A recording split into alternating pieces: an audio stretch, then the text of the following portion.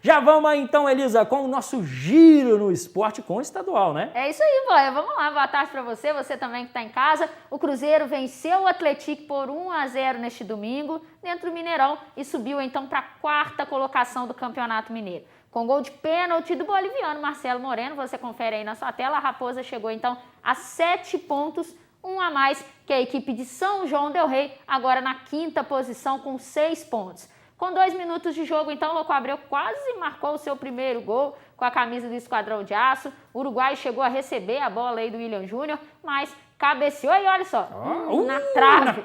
Olha, na trave direita, já o adversário, então, Marcelo Moreno, está a 1 gol de se igualar ao Arrascaeta, né? Como o maior artilheiro estrangeiro do Cruzeiro. Arrascaeta, só pra gente lembrar que atualmente ele joga pelo Flamengo. Ele anotou 50 gols em 188 jogos pelo Cruzeiro. O Atlético Clube volta então a campo contra o Pouso Alegre no sábado, às 3 horas da tarde, jogando em casa no estádio Joaquim Portugal, em São João del Rei. Isso aí, vamos emendar mais uma. É isso aí, a gente vai falando então do Tombense, né?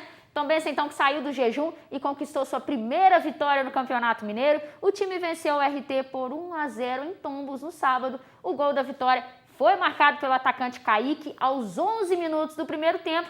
A URT, então, por outro lado, somou sua 3ª derrota, boia, e então chega aí a 9º lugar na tabela. Tombense volta a campo no domingo às 6 horas da tarde, em casa contra Patrocinense. E agora a gente tem aí, ó, você tá vendo a imagem então desse jogo, Tombense e URT. Ó, o gol do Tombense. E agora Tombense na nossa aqui. tela, é claro, a nossa querida tabela. Eu pedi para colocar aqui a Cadê? nossa tabela.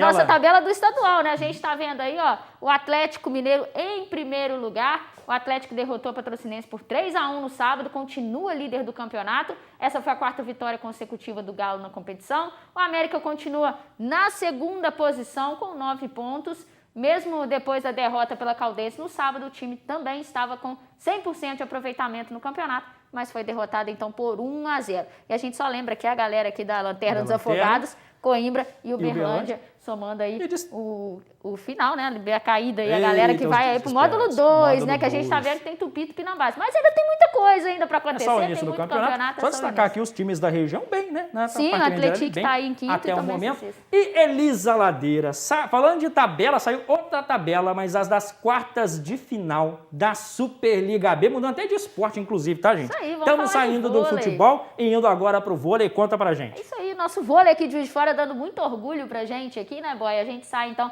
e vai falar um pouquinho de JF Vôlei, que já na próxima quarta-feira, dia 17, já tem o seu primeiro jogo. O time de Juiz de Fora vai a Niterói encarar o Niterói Vôlei Clube. A segunda partida da melhor de 3 vai ser no sábado, então no dia 20, em Contagem, onde o JF Vôlei segue mandando seus jogos, enquanto aqui em Juiz de Fora estiver nessa onda mais restritiva do combate à Covid-19.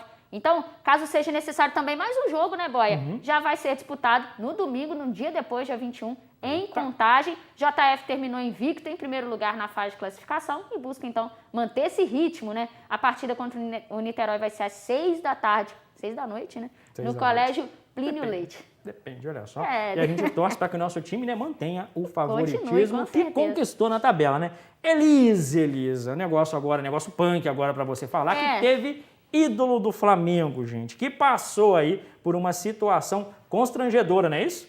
Constrangedora e um pouco irresponsável, né? Bem irresponsável pelo tamanho do cara, né? O atacante do Flamengo, Gabigol, foi detido na madrugada desse domingo em uma festa clandestina, gente. Ele estava em um cassino na zona sul de São Paulo, onde acontecia uma festa com cerca de 200 pessoas. Eita. De acordo com informações da Polícia Civil de São Paulo, o jogador foi encontrado durante uma operação policial escondido, sabe aonde, boy? Onde que ele estava? Debaixo da mesa do estabelecimento. Eita, Gabigol. Além de ilegal, né? O cassino desrespeitava o decreto estadual que veta festas e aglomerações durante a pandemia. Ainda de acordo também com a polícia, a maioria das pessoas que estavam no local não usavam máscaras e compartilhavam também de copos de bebidas. Todas elas foram levadas para a delegacia para poder prestar depoimento, assinaram um termo circunstanciado de ocorrência e foram liberadas. Elas devem responder também, né, boia, por crime contra a saúde pública e jogos de azar. Ele não será indiciado, mas o caso agora vai então para o Ministério Público, que decide se abre um processo ou não.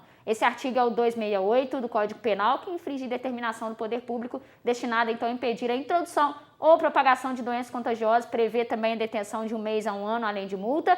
Então, de acordo com os policiais, Gabriel foi flagrado escondido debaixo da mesa. As pessoas próximas ao atacante, elas contaram que a orientação dos agentes foi mesmo que todos ficassem no chão. Então, a gente lembra aí dessa situação. A apresentação do time do Flamengo foi hoje, nesta segunda-feira. Gabriel se apresentou também. Existe aquela previsão de realização dos testes Covid, né, nos jogadores. Então, algo muito comum no dia a dia do CT. A princípio, não existe também uma ideia do clube de punir o camisa 9 da Gávea. Olha só.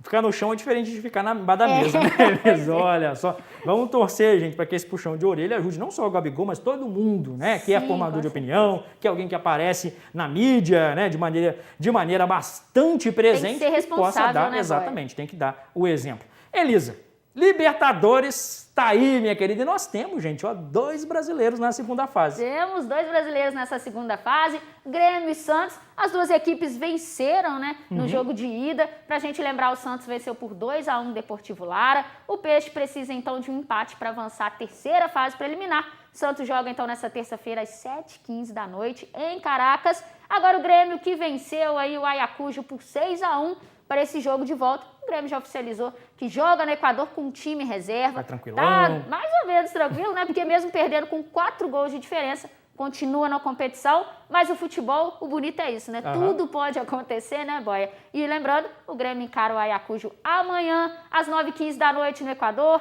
Quem avançar encara o União Espanhola do Chile e o Independente Del Valle na próxima fase. Você acompanha tudo, é claro, aqui na TV Alterosa, nessa noite de terça-feira, às 9h30 da noite, com narração de Théo José e os comentários de Mauro Betti, também do ex-jogador Cicinho. Olha só que coisa boa.